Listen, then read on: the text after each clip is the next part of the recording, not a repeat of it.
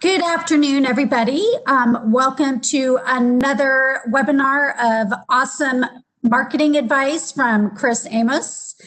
Today, he's going to be talking about optimizing your website for voice search. And that's going to be like Siri, Alexa, Google Assistant, and I'm sure there's a million more that I don't even know about that we'll learn about today. So welcome, Chris. Awesome. Thank you, ma'am. I appreciate you having us again. Well, thank you, and I'll let you take over here. All righty. So today's class is really just, we want to simplify things. The goal of these webinars that we're doing is hopefully, small businesses can take a small little piece of advice out of this or a small little thing and apply it to their business. So, with that said, we're going to keep it short, sweet, and simple. And like I said, if you have any additional questions, feel free, reach out to us. We're here at the Tech Accelerator. You can stop in our office. You can give us a call. We're a wealth of information, and advice is always free. So go ahead and get started here. So what is this whole voice thing all about? So with local search on the rise, and again, I wouldn't even say on the rise, it's always there. Siri, you have these voice search platforms like Siri, Google Assistant, Amazon Alexa, among many more. And it's just another way for us as businesses to capitalize on this whole local mobile market, if you will. Now, what does that mean? So when we look at search, search is divided into several different categories for people like me. So we look at things very, very different. And the reason why we do is because user or searcher's intent is a lot different depending on the platform that you're on and what they're using, so on and so forth. So data really drives a lot of this discussion. So speaking of data, so it's understood that 56% of on-the-go mobile searches have a local intent. So that means that of all the data that's collected, across search, we have access to infinite amounts of information. These major research firms have determined, again, the vast majority of us, myself included, and it's funny because I've actually tested this on my own. I'll tell you, the only time that I personally use Google Assistant is when I'm trying to find something local. So for me, that number is a little bit higher, but for others, who are a little more technologically advanced, there are people that run almost whole home automation systems off of this. So there's a lot of cool stuff that can be done. But again, we're just going to scratch the surface today. So voice command continues to become a common practice, optimizing for searches like Siri. It's an important part of a business strategy now, believe it or not. So to kind of show you the numbers behind this, and this always gets me, this is from eMarketer. This is a fantastic graph that really illustrates, what we're looking at. Now, mind you, the data is a little old. We're looking at May of 2019. So again, I don't have an updated graph, but this one, again, really kind of illustrates the point through 2021 and what we're looking at. Again, percentage of population. Look at voice assistant users. It's expected by next year to rise to 122 million users. That is incredible. That's 36.6% of the population. And again, some people look at this and they say, well, Chris, that's not really much of a difference between the last year and previous years. But considering 4 years ago, 5 years ago, we were looking at, a 24% growth, or 24% of the population. This has grown by leaps and bounds. And again, as technology becomes more prevalent, more available, you have new editions of iPhones and all this stuff. People are starting to adopt this technology at a more rapid pace. I bet you if we had a more updated graph, I bet that number would actually be a little bit higher. Now, percent and change, again, we look at this, 17 was kind of that huge year where, a lot of people, again, jumped on board. Again, big pushes with Amazon Alexa, Google Assistant, Siri. I mean, again, you have all of these, Cortana, Bixby from Samsung. You had all these players jump into the game. And now, again, you see explosive growth. And again, even though the rise is 4.3%, again, I would venture to say that's probably a little bit of an outdated number, but that's an incredible amount of growth. 4.3% growth is still a huge, huge, huge number. So how does this voice search thing work? So voice search is an organic search method of speaking to a virtual assistant and receiving a spoken response. So when asked a question, so the virtual assistant will actually transcribe what you're saying into text, analyze the text for questions and commands. Then it searches for relevant information in respective to the external data. So if you're asking it to find a local pizza parlor near me, That's one search. Or if you're asking it to do a command, again, it has these internal measures that allow it to understand and interpret your actions or your intent. So it translates that information back to the user by either speaking it back to them or, again, performing that command. So if you have a Google Assistant in your house and it's connected to your, let's say you have a Nest alarm system now, you can just say, hey, Nest, arm the alarm, or hey, Google, arm my home alarm. Oh, I know I use it at night for us. Hey, Google, please set an alarm for 5 o'clock tomorrow morning. Those are, again, command-related requests. But again, you can also do these for local search. Hey, who's the best personal injury attorney in Phoenix? Stuff like that. So virtual assistants are available on a lot of devices. Again, you have Apple, you have Siri, you have in-home devices like Amazon Alexa, Google Home. You also have Google Assistant on mobile phones. You have Samsung, Bixby. Our refrigerator has a Bixby voice search on it. It's kind of cool. Again, I think of all the voice searches, I think obviously Google Home or Google Assistant and Siri and Amazon Alexa are probably the more advanced ones. Bixby, Cortana, those ones are still up and coming. But again, they're still relevant. A lot of people use them. So how is voice search different from regular search? So when it comes to traditional search, obviously Google reigns supreme. They own 92% of the market. Believe it or not, a lot of these search engines, voice search platforms, when they first started out, they were all using Google. Well, they're all in competition with each other. So now you start, Siri's obviously off on its own, so on and so forth. Samsung developed its own, so on and so forth. So, Google's in control of the traditional search market, so a lot of the times results might be pulled from there. But again, in voice search, it's not so much anymore. Now Siri and Google Assistant, they're the most popular ones. But Alexa, it's again rivaling.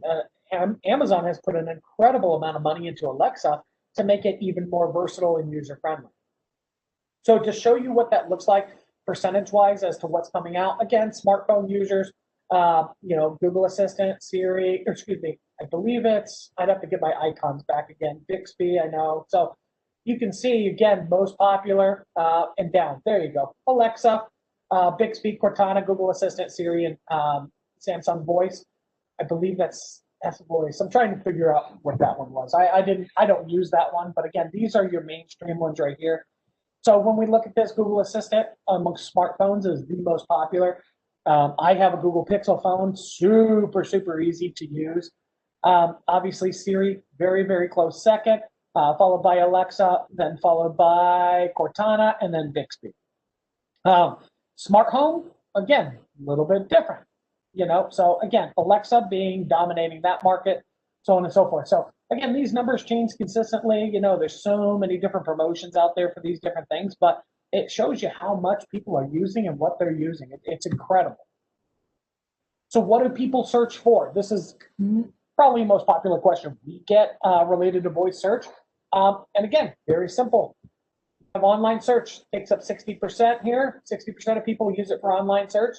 51% for product information, asking a question, fun questions, directions, make a call. I use this a lot, especially when driving. Again, it's very user-friendly. Just bring up Google Assistant and boom, hey, please call my wife. Stuff like that. Music, again, forecast, finding a local business, or info on local businesses. So again, you can kind of see the diversity of what people are doing with them. And this list grows and grows and grows as home automation improves, as search improves, so the functionality behind search improves. You're going to see a lot more information coming out. So now we're going to talk about how to really optimize for this, because there's not a user manual. There's not something that gets provided to all businesses that says, hey, do this, this, this, and this, and you're going to be good to go. Unfortunately, it's not that easy. There are some very easy, simple core functions that you can do, and then we get into more of the professional optimization at the very end. So first things first, your site has to be mobile friendly. You have to remember, these are mobile-based applications. So, when you're looking at, a site, and if you haven't updated your site in a handful of years, it's not that your site might not be mobile friendly, it just might not be optimized to, current standards. So really think about that. Make sure your site's mobile friendly, but make sure it's a modern site. If you haven't gotten something since like 2000, probably need a little update. Your site needs to be quick and nimble. Page speed plays an increasingly larger role, seemingly every algorithm update from Google. To the point now where they're penalizing for slow or lagging sites.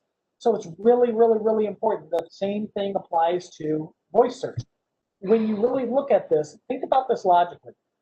Google and all these search engines, they produce results based on what they feel a consumer is looking for. So they have a vested interest in the results that they provide. What does that really mean? Think about this from their perspective. If you as a consumer search for coffee and all of a sudden they're bringing up results for Chinese food, well, that's not what you were looking for. So chances are you're going to get frustrated or you're going to use maybe another search engine. Believe me when I say it's a fierce battle. And although everybody says, well, Google's supreme, nobody's going to leave Google, believe it or not, people will. All you need is some downtime, some frustration, and believe it or not, next up comes Bing, and boom, they're the savior to all things technology. And so, they'll come in and they'll make their move. So again, it's a very, very, very competitive market. And so they put a lot of effort and energy into getting it right the first time. Again, it's not always perfect, but for the most part, they really scrutinize the results to make sure, again, we get as consumers what we're looking for. Now, one of those things is, as consumers, we are very much an on-demand society, which means that we're not patient. We are not, patience is probably the best way to put it. We're not willing to wait for anything anymore. I can tell you, when it comes to shipping, my goodness, if a product takes more than a few days to get to me, it's frustrating. Where is my package? Amazon has really, got us into this whole 2-day shipping thing is like the norm now. When, unfortunately, that's hard for some small businesses. But when we look at it from a search perspective, again, I don't want to sit there, especially on a mobile device when I need results here and now. I don't want to wait. I certainly don't want to sit around, oh, page is finally loading. Oh, page is finally loading. And then, the functionality is just not user friendly. It ultimately ends up creating a bad user experience. So Google knows this. They've done their research. All the search engines have. So if your site is lagging and what you perceive to be lagging and what actually is lagging may be two different things, but there's a lot of tools and resources out there for you to test your site speed. In fact, Google is one of them. All you have to do, go to Google, type in, site speed test, and boom, Google will pull up their page speed insights, and you can just test your site for free. You can see in Google's eyes what they're looking at, and most importantly, it'll tell you what to fix. The reason why I share that again is because voice search, that's going to play a big role in it. You need to make sure your site is nimble and quick. And then again, that's going to just help you out in multiple areas. But again, voice search, it's going to help make your site more visible for voice search. Next up, make sure you have your local listings. Again, with that 34% of people looking for businesses and information on businesses, you have to have your local listing. And most importantly, you need to make sure that they're optimized. You have Yelp, Google My Business, Bing Places, Facebook, Apple Maps, all of these things. And again, this is only a small list of them, but these are the most important ones out there. So why do you need to set these up? Well, because again, certain Bixby and certain ones use Bing as the default search engine. Other ones use Google. Siri uses Apple. So you have to have your location. You have to have your business set up on them in order to be visible or functional. Yelp is the default reviews engine for Yahoo and Bing. So again, if somebody's looking up, what is the best pizza parlor near me? Reviews might play a big role in that. So again, you need to make sure voice search is often tied to location-based search data. So you need to give search engine a place to start. And this is where you start. A simple Google search or Bing search, whatever search engine you use, you can walk through setting this stuff up relatively easily. Apple is a little bit more difficult, but again, get them set up. That's just the bottom line, and it'll prove valuable for you in the long run. Next up, content. So content is one of those things. It's a never-ending battle. I always tell my clients, listen, content is king. You should never stop writing. You should never stop, articulating details about your products and services. Again, we don't know how there's so many different ways people search. We don't know what's going to pick up and what's not, or who's going to search for this or that. We have an idea of what's out there. We can obviously make, data assumptions based on certain things that, okay, well, an average of 10 people a month search for this or 20 of this, blah, blah, blah. And so it's easy to optimize for those things, but there's so many other long tail keywords out there that we can't account for. So it's all about a conversation. This is what I really preach to clients is you really need to think about this. Voice search is not traditional search. You're not typing in pizza in Surprise, Arizona. They tend to be more conversational type requests. Hey Siri, what is the best camera shop near Surprise, Arizona? That's a very long tail keyword. That's not your traditional search, okay? So the example I put in here was you might type in apple pie recipe or apple pie from scratch. Again, that's a search. A voice search may look like, hey Google, how do I make apple pie from scratch at home? So that kind of shows you the difference between the two and how that might look. Again, voice search queries are much longer than traditional searches. So you need to make sure that you're addressing this. So content. You really, really, really got to focus on that. A great place to start is this. This is always my little secret recipe for content writing and how I work with clients on this is I always tell them, hey, what are the top 10 things people ask you about apple pie, or whatever your service or product is? What are the top 10 things that people ask you about it? And so that's a great starting point for most businesses is start by answering the questions that people ask the most. So again, what are the top 10 or top 5 or top 20? More the merrier. If you knock out 10 really quick, consider going a little bit longer, adding a little bit more to it. Don't confuse products. Try to be as specific as possible. So when you're doing a page or when you're writing a page on something, so let's just say you're a plumber in, Sun City West, your first page might be on drain cleaning. And so, when you're writing that page on drain cleaning, as much as you can put in there, a minimum of 500 words. And then again, those FAQs at the bottom, that's going to be a recipe for success. So think beginning, middle, and end, just like you're writing a book or a chapter in a story or something like that. Very, very, very simple. Don't overcomplicate it. A lot of times you'll see, and again, some marketing agencies out there, they have their own content recipe and, sometimes, and I've looked at them, and again, not to knock anybody. I mean, everybody has kind of their own method to their madness, if you will. I've found that this strategy works well for me, but for other businesses, they tend to be very long, but you're going to notice the common theme is content, consistency, again, really diving in deep. The average, and I know I've said this on other classes, the average first page search result has 1,800 words.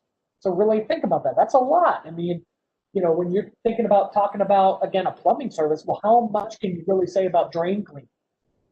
Well, obviously a lot, because again, when we look at that, most of these websites, they have a lot of content. So really think that one through. Not only a voice search longer queries, but it's more conversational in nature. So again, this is where I tell you, we're not looking up Wikipedia definitions of what drain cleaning is. No, we're having a conversation. You really got to separate, how you do things. I always tell clients, try to write content as if you were talking to somebody. If I asked you today, how would you describe drain cleaning to me?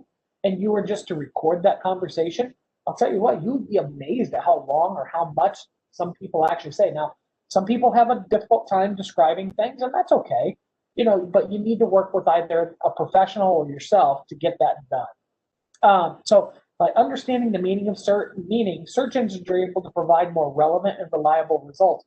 So this is why we talk about conversations, because again, more content, more relevant, reliable results. So rather than, extracting a word match, search engines look at search history, locations, spelling variations. But again, this all comes back to content. Like they're matching up content with all of this other information out there. Conversational queries in search are more likely to be phrased as a question or a request. In fact, 20% of voice search queries are triggered by just 25 keywords. So let's look at that. How? So that's YouTube's claim to fame right here is the how-to videos. Again, when you look at this, that's a huge, huge, huge percentage of search. What, best, is, where, can, top.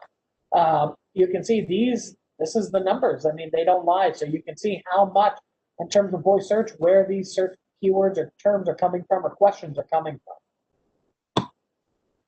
So last but not least, we're going to talk about optimizing your site.